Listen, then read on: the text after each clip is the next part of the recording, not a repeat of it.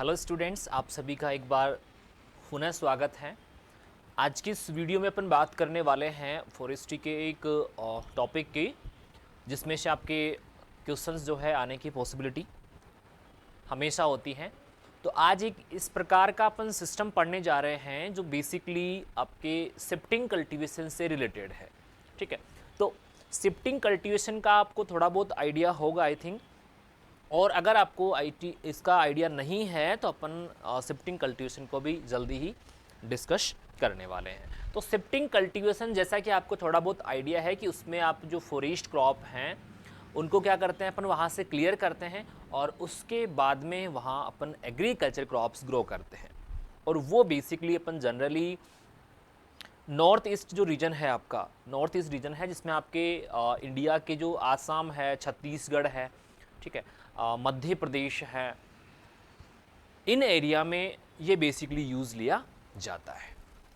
तो उसी प्रकार से आपका जो सिस्टम है, तुंग्या सिस्टम जिसको बोलते हैं, टोग्या है, तुंग्या है, कई प्रकार के नाम इसको बोलते हैं। तो सबसे पहले चीज़ तो ये कि ये एक लोकल टर्म है। ठीक है, जिस प्रकार आपके किसी पर्टिकुलर रीजन में किसी सिस्टम को अलग नाम से लिया जाता है, तो वो हो सकता है कि अलग अलग प्लेस पे उसको दूसरे नाम से पुकारा जाए। तो ये बेसिकली स्टार्टिंग में जो था टोग्या सिस्टम है कल्टीवेशन का, वो जो रूरल पीपल है उनके लिए जो आपका फोडर क्रॉप्स हैं या आपकी जो वुड है, फायर वुड है, उसके लिए बेसिकली यूज़ लिया जाता था। लेकिन प्रेजेंट टाइम में अगर अपन बात करते हैं, ये सिस्टम एक एग्रो फॉरेस्ट्री का मेजर सिस्टम बन चुका है। तो इसमें बेसिकली जो आपकी एग्रीकल्चर क्रॉप्स और जो फॉरेस्ट क्रॉप है वो दोनों साथ साथ बोई जाती है इसमें साइमल्टेनियसली, यानी कि इसीलिए ये किसका सिस्टम बना है, एग्रो फॉरेस्ट्री। क्योंकि एग्रो फॉरेस्ट्री में अपन क्या पढ़ते हैं बेसिकली कि एग्रीकल्चर क्रॉप्स और आपकी जो फॉरेस्ट क्रॉप है वो साइमल्टेनियसली अपन ग्रो करते हैं, उसको अपन एग्रो फॉरेस्ट्री बोलते हैं। तो ये टोग्या सिस्टम भी आपका उसी प्रकार का एक पुराना, काफ़ी पुराना जो है सिस्टम है जिसमें एग्रीकल्चर क्रॉप्स और फॉरेस्ट क्रॉप को ग्रो करते हैं। अब किस प्रकार से ग्रो करते हैं, क्या क्या इसके क्राइटेरियाज हैं, क्या क्या इसके बेनिफिट्स हैं और किस प्रकार से इसका लगातार जो है वो यूज़ बढ़ता जा रहा है, तो ये वीडियो में अपन इस पे डिटेल से डिस्कस करेंगे। तो सबसे पहले अपन बात करते हैं जो टोग्या सिस्टम है उसका मीनिंग क्या होता है। ओके, तो जो जैसा कि मैंने बताया लोकल टर्म है, तो इसमें अगर अपन बात करें द तोंग्या, इसमें दो वर्ड है, तोंग और या। ठीक है, तोंग जो है उसका मतलब होता है हिल और या है उसका मतलब होता है कल्टीवेशन। ठीक है, लोकल है, कोई साइंटिफिक टर्म नहीं है, तो इसका मतलब अपन निकाल सकते हैं कि इसका जो मीन होगा वो होगा आपका हिल कल्टीवेशन। यानी कि हिल एरियाज में या हिली एरियाज में जो अपन कल्टीवेशन करते हैं उसको अपन क्या बोलेंगे, तोंग्या सिस्टम बोलेंगे। ठीक है, ये जो वर्ड है वो एक ब्रह्मा है, आपका जो ब्रह्मा या म्यांमार है उसकी एक लोकल लैंग्वेज है, ब्रह्माश वर्ड कॉइंड इन ब्रह्मा इन 1850। तो 1850 ईस्वी में जो आपका ब्रह्मा या म्यांमार है वहाँ इस टर्म तोंग्या है उससे उसको ओरिजिनेटेड माना जाता है। और यहाँ इसका लोकल जो टर्म है इसमें इसका मीन जो होता है वो होता है हिल कल्टीवेशन। यानी कि जहाँ पे हिली एरियाज होते हैं वहाँ पे जो आप क्रॉप को ग्रो कर रहे हैं, वहाँ पे जो कल्टीवेशन कर रहे हैं उसको अपन बोलते हैं टोंग्या सिस्टम। क्लियर, चलिए आगे देखते हैं। अब जो आपका टोंग्या सिस्टम है इसकी कई डेफिनेशंस दी गई है इसको समझने के लिए, तो देखते हैं इसको। चलिए,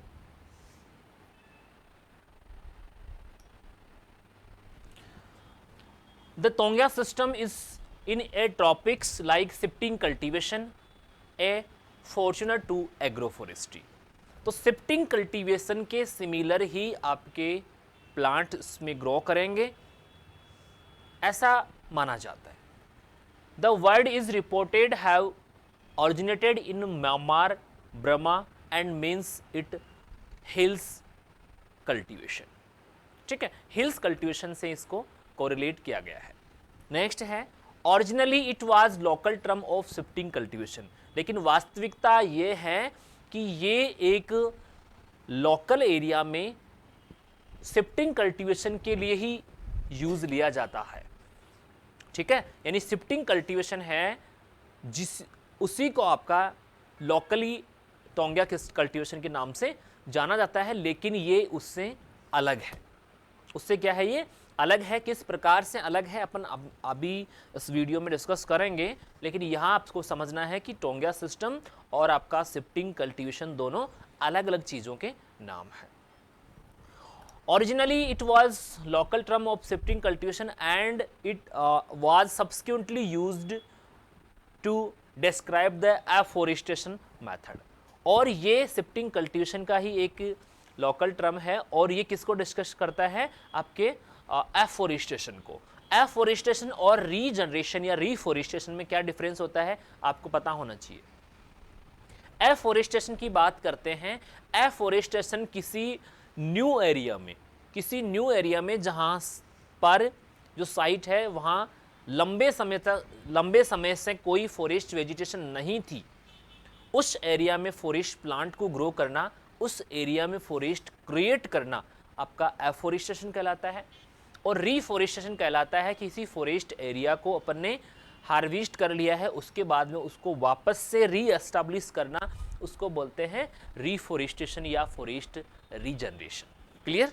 चलिए, तो ये आपका क्या है, शिफ्टिंग कल्टीवेशन का ही एक लोकल टर्म है जो ओरिजिनली एफोरेस्टेशन मेथड के रूप में यूज लिया जाता है। क्लियर? नेक्स्ट है the villagers who were give the right cultivate food crops in the early stage of plantation establishment. और जो विलेजर्स जो बेसिकली प्लांटेशन क्रॉप्स के ग्रो करते हैं, प्लांटेशन क्रॉप ग्रो करते थे, उससे इनिशियल डेज में या अर्ली स्टेज में जो है फूड क्रॉप्स को एस्टेब्लिश कर देते थे।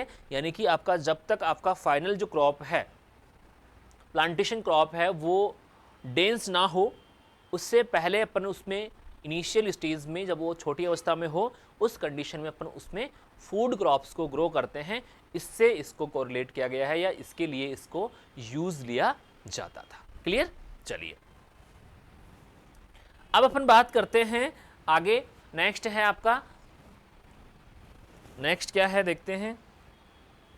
देखिए, this is a modified form of shifting cultivation in which the labour is permitted to raise agri crops in area but only side by side with the forest species planted by it. यानी कि ये एक system है जिसमें कुछ modifications किया गया है। ठीक है, शिफ्टिंग कल्टीवेशन को थोड़ा सा आपको मैं समझा देता हूं ताकि आपको समझ में आ जाए कि ये किस प्रकार मॉडिफाई है। चलिए, ये यहां पे आप देख पा रहे हैं कि आपका फॉरेस्ट एरिया है जहां पे आपकी ये प्लांटेशन मौजूद है। तो शिफ्टिंग कल्टीवेशन को समझिएगा किस प्रकार करते हैं। ये क्या है, आपके फॉरेस्ट एरिया है जिसमें फॉरेस्ट प्लांट है वो मौजूद है। क्लियर? तो इसमें क्या करते हैं, शिफ्टिंग कल्टीवेशन में बेसिकली अपन जो काम करते हैं वो इस प्रकार का करते हैं कि इसमें अगर अपन बात करें तो इसमें कोई भी पर्टिकुलर एरिया है उसको सिलेक्ट करते हैं, फॉरेस्ट एरिया है उसको पर्टिकुलरली सिलेक्ट करते हैं और उसको अपन हार्वेस्ट कर लेते हैं। इसके बाद में जो बचे हुए मटेरियल है उसको बर्न कर देते हैं, जला देते हैं। ठीक है, तो बर्निंग के बाद में यहाँ पे आपको क्या मिलेगा, यहाँ से एरिया है वो आपको कैसा मिलेगा, क्लीन मिलेगा। तो इस प्रकार जो फॉरेस्ट एरिया है उसमें क्या करते हैं अपन, क्लीन करते हैं। देख पा रहे हैं यहाँ पे ये अपन ने क्लीन कर लिया है। ओके, जो फॉरेस्ट एरिया सिलेक्ट किया है उसको आपने हार्वेस्ट कर लिया है या फिर अपन बात करें उसको अपन ने बर्न कर दिया है। ओके, उसके बाद में क्या करते हैं कि इस एरिया में अपन जो एग्रीकल्चर क्रॉप्स हैं उनको ग्रो करते हैं।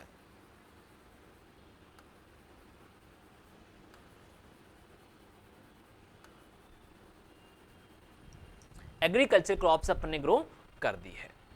ओके, तो इस प्रकार फॉरेस्ट एरिया को लगातार अपन क्या करते रहते हैं, यूज लेते रहते हैं कि यहाँ अपन ने पहले फॉरेस्ट था उसको अपन ने क्लियर किया और इसके स्थान पे अपन क्या कर रहे हैं, क्रॉप ग्रो कर रहे हैं। ये क्रॉप्स जो है लगातार तब तक ली जाती है, और यहाँ पे जो बेसिकली ली जाती है, अपन बात करें बेसिकली राइस ही ली जाती है। यहाँ पे लगातार अपन राइस, हर सीजन में राइस यानी कि राइस का क्या करते हैं अपन, मोनोकल्चर।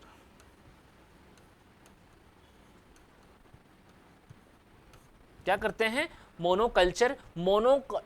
क्रॉपिंग और मोनोकल्चर में बेसिकली क्या डिफरेंस होता है ये भी क्लियर कर देते हैं। चलिए, ये है आपका मोनोकल्चर और एक होता है आपका मोनोक्रॉपिंग।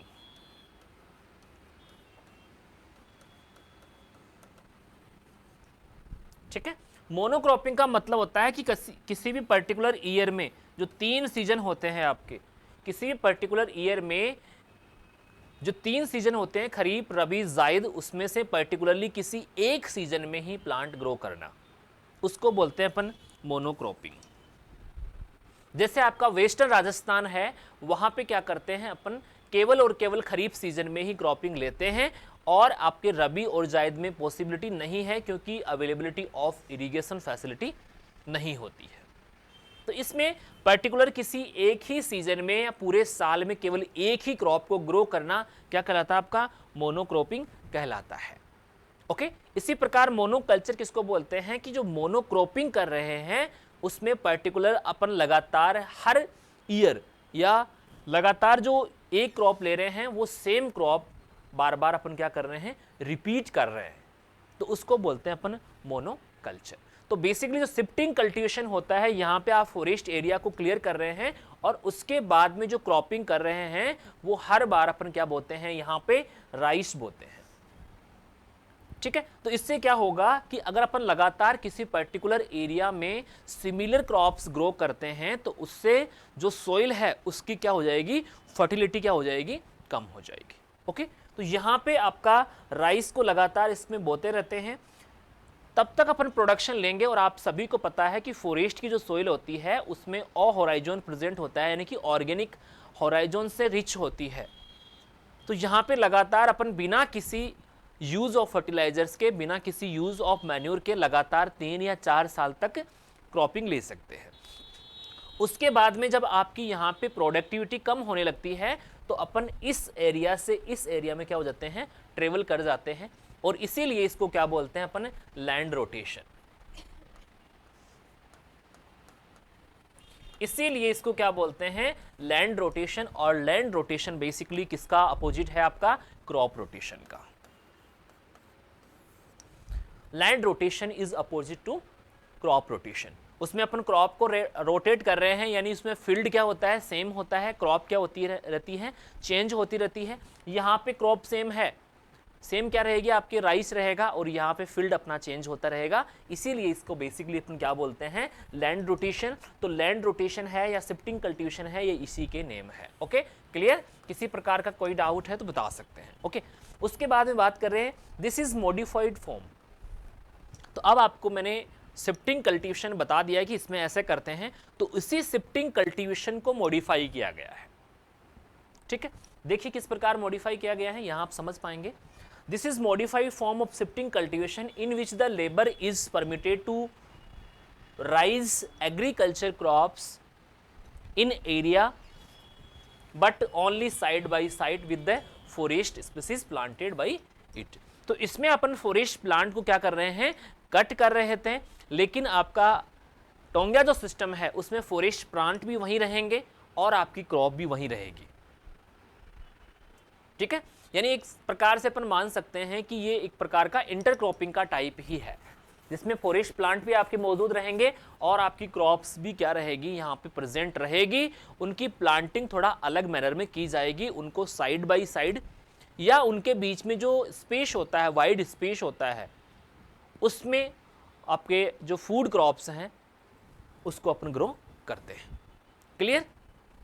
देखिए, this system provides employment opportunity to unemployed rural people. तो इससे क्या होगा कि जो भी आप प्लांटेशन क्रॉप लगा रहे हैं, या कोई और ऑर्चार्ड लगा रहे हैं, तो उस कंडीशन में अगर अपन बात करें तो आपके इनिशियल डेज में आपको इनकम का सोर्स मिलेगा, ठीक है, इनकम का सोर्स मिलेगा इनिशियल डेज में। और उसके बाद में जब आपकी मेन क्रॉप डेंस होने लग जाएगी, ये जो मेन क्रॉप यहाँ पे आप डेंस होने लग जाएगी, उसके बाद में अपन क्या कर देंगे, एग्रीकल्चर का कल्टीवेशन बंद कर देंगे। ओके, तो यही इसमें अपन बेसिकली यूज करते हैं, ठीक है। चलिए नेक्स्ट पॉइंट है, it is also suitable in area where land shortage is very acute. ये ऐसे कंडीशन में या इस एरिया में यूज ली जा सकती है जहां पे लैंड की शॉर्टेज होती है, ठीक है, कि अपन वेट नहीं कर सकते कि वो आपका फॉरेस्ट ग्रो होगा उसके बाद में या उससे पहले अपन ये, तो इसमें क्या करते हैं कि फॉरेस्ट क्रॉप भी वहीं रहेगी और आपका जो फॉरेस्ट है फूड क्रॉप्स हैं वो भी अपन साथ साथ इसको ग्रो कर सकते हैं। तो इसमें बेसिकली अपन बात करते हैं कि आपका जो एग्रो फॉरेस्ट्री है, agriculture crops plus forestry crop है, उनको साइमल्टेनियसली ग्रो करते हैं। ओके, तो यहाँ पे आपका ये सिस्टम इसमें फॉलो नहीं कर रहे हैं, इसको मॉडिफाई कर दिया गया है। मॉडिफाई क्यों किया गया है? क्योंकि रूरल पीपल को initial days of orchard development में रोजगार मिल सके। ओके, चलिए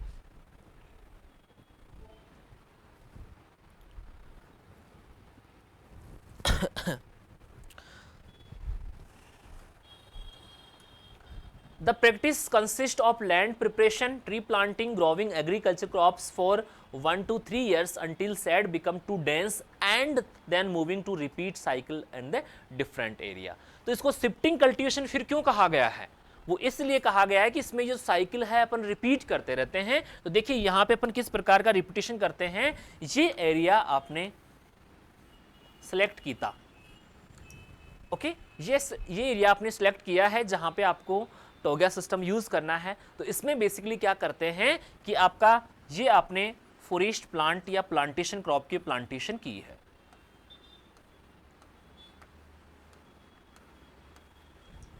ठीक है। तो ये जो प्लांटेशन की है फॉरेस्ट प्लांट की, कोई दिक्कत नहीं है। यहां पे अपन क्या कर रहे हैं कि आपका एग्रीकल्चर क्रॉप जो है वो भी अपन क्या कर रहे हैं, ग्रो कर रहे हैं। एग्रीकल्चर क्रॉप्स भी ग्रो कर रहे हैं। तो यहां इससे क्या होगा कि आपका लैंड है उसका एक तो प्रॉपर यूटिलाइजेशन होगा। दूसरी चीज अपन बात करें कि ये है आपकी प्लांटेशन क्रॉप, ये है आपकी प्लांटेशन क्रॉप है और ये अपन इनिशियल डेज में या अर्ली स्टेज जब होगी तब इसको अपन ग्रो कर रहे हैं। इसके बाद में जब इनकी डेंसिटी क्या हो जाएगी, ज्यादा होने लग जाएगी, सैड होने लग जाएगी, उसके बाद में क्या कर देंगे अपन इसको स्किप कर देंगे। तो यहां यही समझाना चाह रहे हैं हम आपको कि this is practice consist land preparation, tree planting, growing agriculture crops for 1 to 3 years। 1 से 3 साल तक अपन क्या करेंगे, इस प्रकार का सिस्टम फॉलो करेंगे until shade become too dense. और कब तक करेंगे, जब तक ये आपकी जो प्लांट है ये एक पर्टिकुलर एक डेंसिटी, इनकी जो क्राउन है वो आपस में एक डेंसिटी क्रिएट ना कर ले, तब तक इसमें क्या करेंगे अपन, ये कर लेंगे। उसके बाद में जब ये आपका कंप्लीट हो जाएगा, यहां से प्रोडक्शन है वो मिलना स्टार्ट हो जाएगा प्लांटेशन क्रॉप को, तो यही प्रैक्टिस अपन नेक्स्ट एरिया में फॉलो करेंगे। यही प्रैक्टिस अपन जो न्यू एरिया है उसको रिफॉर्म करने में करेंगे, यानी वहां पे भी अपन यही कार्य करेंगे। इसीलिए इसको क्या बोला जाता है, आपका शिफ्टिंग कल्टीवेशन, ठीक है। तो बेसिकली पूरा अलग भी नहीं है और पूरा सिमिलर भी नहीं है, उसी का मॉडिफिकेशन करके ये बनाया गया है कि इस एरिया को अपन क्या करते रहते हैं, रिपीट करते रहते हैं। ओके, चलिए इसके बाद में है A large variety of crops and tree depending on the soil and climatic condition are grown in India। तो इंडिया में बेसिकली जो क्लाइमेटिक कंडीशन है या सोइल के फैक्टर्स हैं उनके अकॉर्डिंग इसमें जो सिस्टम में अपन क्रॉप्स ले रहे हैं और आपके जो फॉरेस्ट प्लांट है उनको सिलेक्ट करते हैं। क्लियर? नेक्स्ट है, in fact this system was introduce to raise forest plantation. ये सिस्टम है वो फॉरेस्ट प्लांट को इंट्रोड्यूस करने के लिए बेसिकली स्टार्ट किया गया था, लेकिन बाद में इस सिस्टम को एग्रो फॉरेस्ट्री का सिस्टम बना गया। ओके, तो in fact this system was introduced to raise forest plantation but finally become recognised agro forestry system. तो फाइनली इसको एग्रो फॉरेस्ट्री सिस्टम बना दिया गया। ठीक है, चलिए नेक्स्ट है ओरिजिन ऑफ टोग्या सिस्टम। ओरिजिन की बात करते हैं। इसमें आपके जो ओरिजिनली ये कहाँ से ओरिजिनेट हुआ है, तो इसमें आप देखेंगे कि आपका ये जो ब्रह्मा है वहाँ से ओरिजिनेट हुआ है, और इंडिया में इसको जो इंट्रोड्यूस करने वाले साइंटिस्ट थे वो थे डॉक्टर ब्रेंडीज, और सबसे पहले इसको नॉर्थ बंगाल में इंट्रोड्यूस किया गया। और इसका जो एम रखा गया वो वुड और फूड बोथ प्रोडक्शन का रखा गया, जो आप स्क्रीन पे देख पा रहे हैं। तो सबसे पहला पॉइंट है द एम ऑफ टोग्या system is both wood and food. ठीक है, टोग्या was reported to have started in Burma for replanting waste area under teak plantation. टोग्या was introduced to doctor Brandis. The first plantation was raised in North Bengal. और इसके बाद में आपका इसको टिम्बर है और प्रोडक्शन के लिए यूज लिया जाने लगा, और फाइनली इसको एग्रो फॉरेस्ट्री सिस्टम बना दिया गया। तो ये इसका ओरिजिन हुआ है। नेक्स्ट है पैलेस ऑफ प्रैक्टिसेस, यानी कि इंडिया में बेसिकली इसको किस पैलेस पे यूज लिया जाता है ये आपको ऑलमोस्ट पता होना चाहिए। ठीक है, तो यहाँ पे अपन बात कर रहे हैं इंडिया में इसको 1896 में नॉर्थ बंगाल में, और इसके बाद में 1890 में इसको कुर्ग जो है कर्नाटका में यूज लिया जाने लगा। इसके बाद में आपका जो रेगुलर प्लांटेशन है वो नॉर्थ बंगाल में 1911 में स्टार्ट हुआ। तो ये आपका क्या है, आपका हिस्ट्री टाइप का जो है पार्ट है, इसको आप देख लेंगे। ओके, चलिए नेक्स्ट है टाइप्स ऑफ टोग्या सिस्टम। तो इसके किस प्रकार से टाइप होते हैं, इसका जो कंट्रोल होता है, इस पे जो कमांड होती है, उसके अनुसार इसको अलग अलग टाइप्स में डिस्क्राइब किया गया है। सबसे पहला है आपका डिपार्टमेंट टोग्या सिस्टम। ओके, इसमें जो ऑनरशिप रहता है या इसका जो कंट्रोल होता है उसके अनुसार इसको अलग अलग डिपार्टमेंट वाइज या कंट्रोल वाइज, ऑनरशिप वाइज इसको रखा गया है।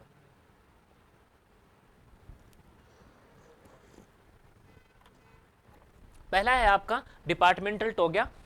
Under this agriculture crops and plantation are raised by forest department. तो इसमें कंट्रोल किसका आ रहा है, फॉरेस्ट डिपार्टमेंट का, इसलिए इसको क्या बोल रहे हैं अपन, डिपार्टमेंटल टोग्या।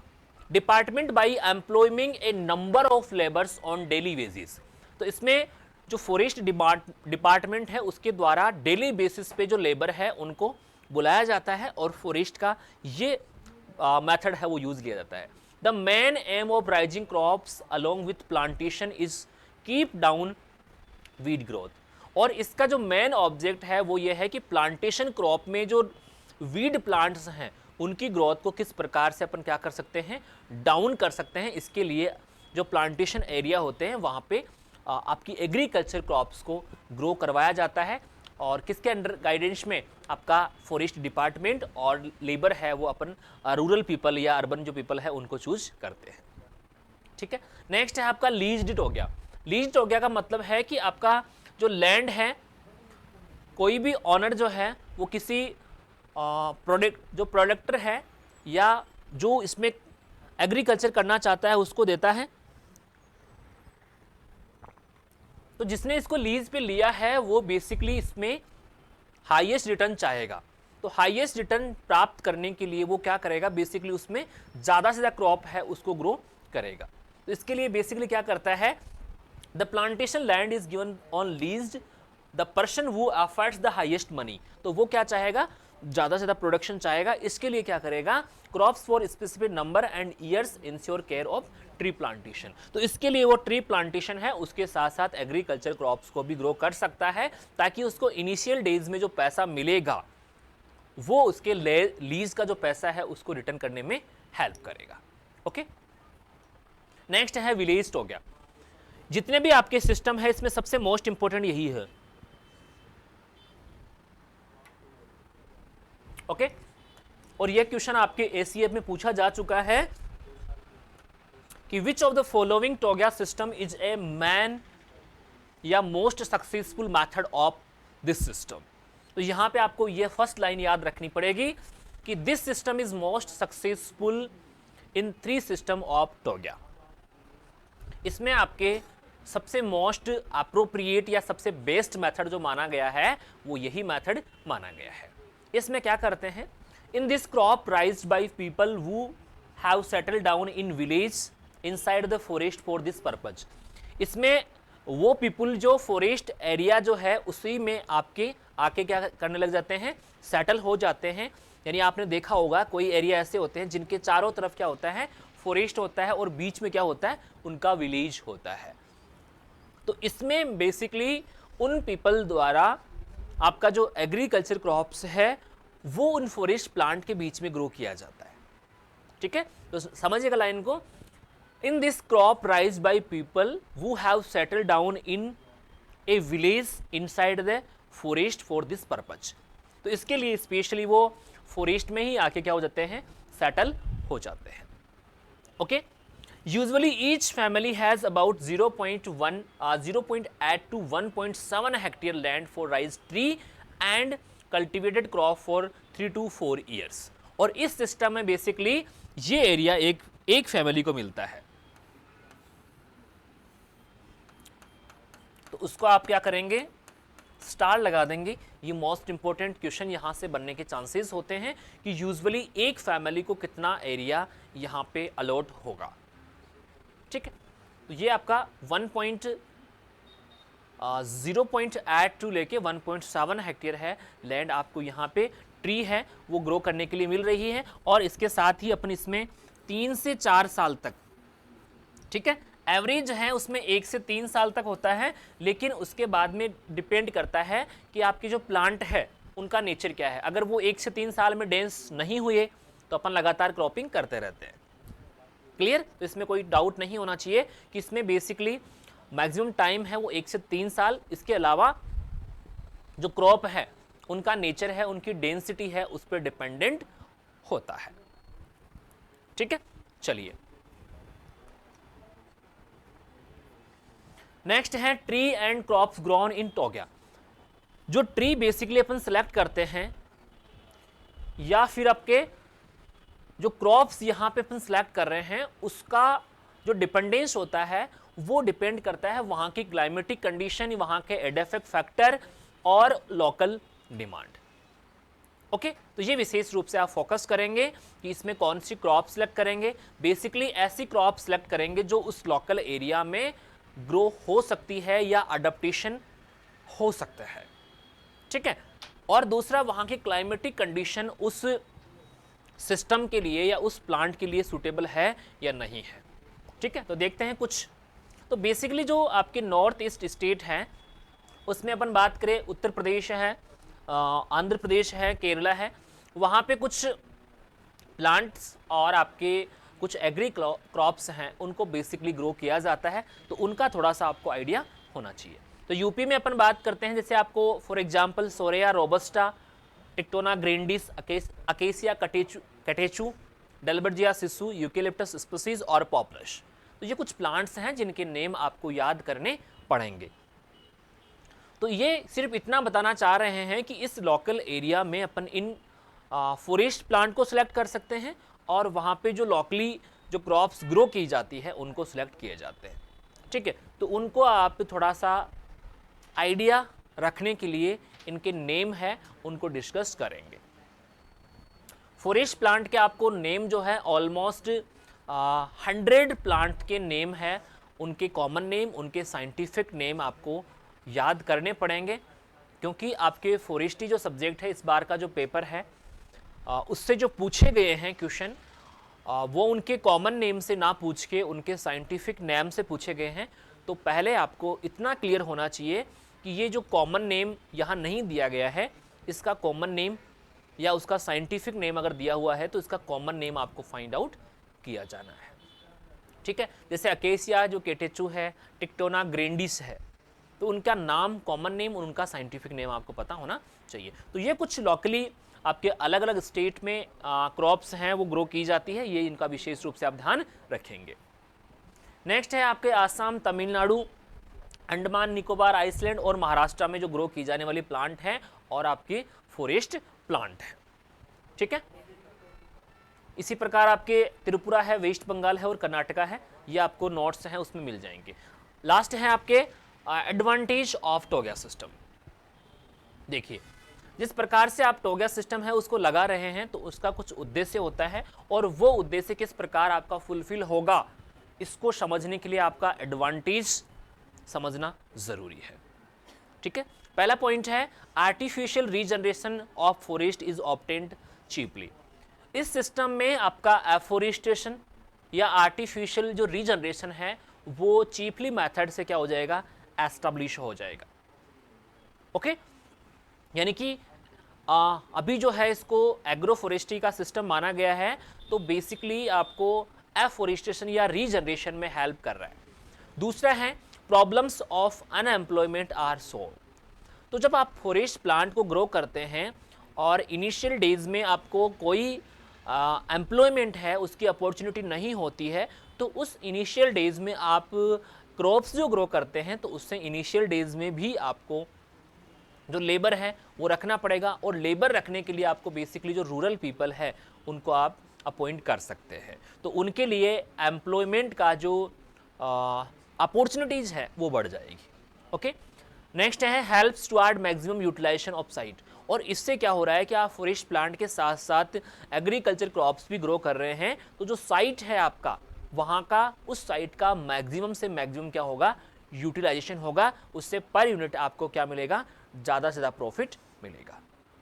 नेक्स्ट है low cost method of forest plant establishment. Low cost method है जिसमें आपके फॉरेस्ट के प्लांटेशन है उसका इजीली क्या हो जाएगा, एस्टेब्लिशमेंट हो जाएगा, और आप फॉरेस्ट प्लांट की जो केयर है उसका भी विशेष रूप से ध्यान रखेंगे, क्योंकि आप एग्रीकल्चर को केयर करने के लिए, उनको प्रोटेक्ट करने के लिए पूरे एफर्ट्स लगाएंगे, तो उसके साथ ही आपके फॉरेस्ट के प्लांट को भी प्रोटेक्शन मिलेगा।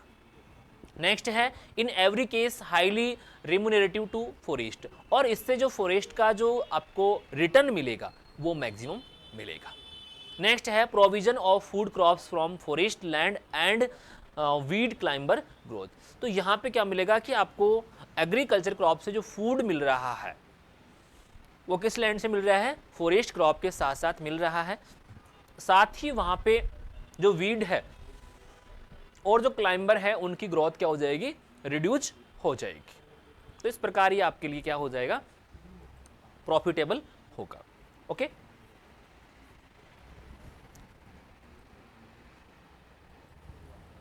इसके बाद में है आपके डिसएडवांटेज ऑफ टोगा सिस्टम।